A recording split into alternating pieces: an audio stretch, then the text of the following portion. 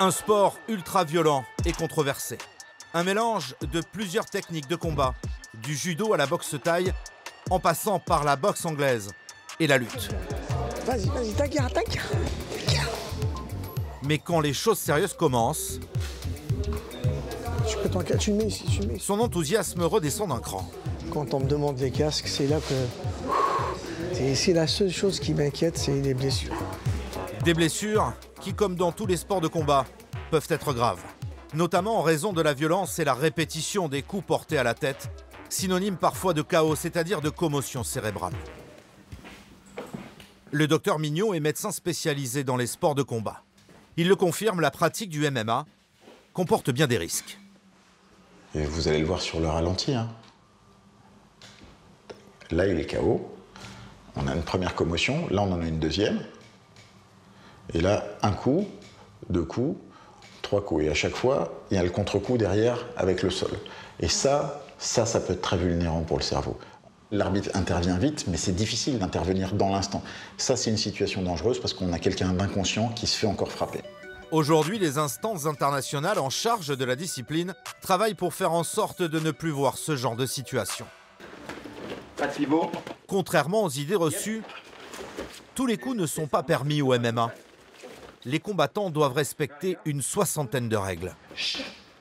Toute cette partie-là de Damien, Taylor, il ne peut pas taper cette partie-là. Hein. Tout ce qui concerne la colonne vertébrale, l'arrière du crâne, il ne peut pas. Ensuite, là, Damien, il ne peut pas mettre de coups de boule, par exemple. C'est interdit. Il ne pourrait pas mettre un coup de tête ici. Okay. Au niveau des coups de genoux, il pourrait mettre des coups de genoux dans les jambes. Oui, pas de souci. Il pourrait mettre des coups de genoux au corps, mais il ne pourrait pas mettre de coups de genoux dans les parties, par exemple. C'est une technique qui est interdite. Il ne peut pas mordre, bien évidemment. Il peut pas. Enfin, il y a énormément de techniques. Les coups de coude de haut en bas sont interdits.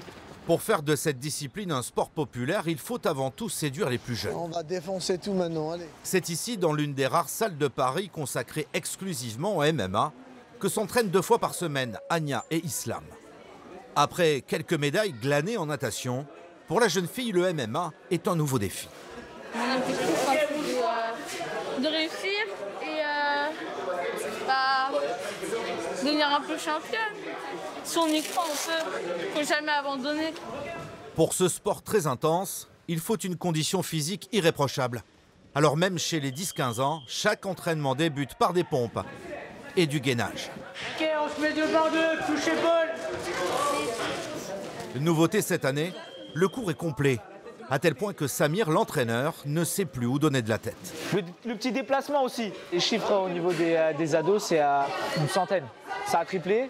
Il y a vraiment une grosse évolution au niveau du MMA, au niveau des ados et des kids. Donc c'est assez impressionnant. Vas-y, concentre-toi. Sous les encouragements de leur père, Islam et Anya font tout pour être à la hauteur. Allez, Islam, allez. Daniel se prend même au jeu. Très bien, super, voilà, très bien. Vas-y.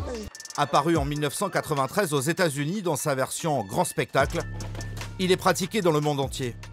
Jusqu'à présent, même s'ils en autorisaient la pratique, seuls 3 pays en interdisaient la compétition.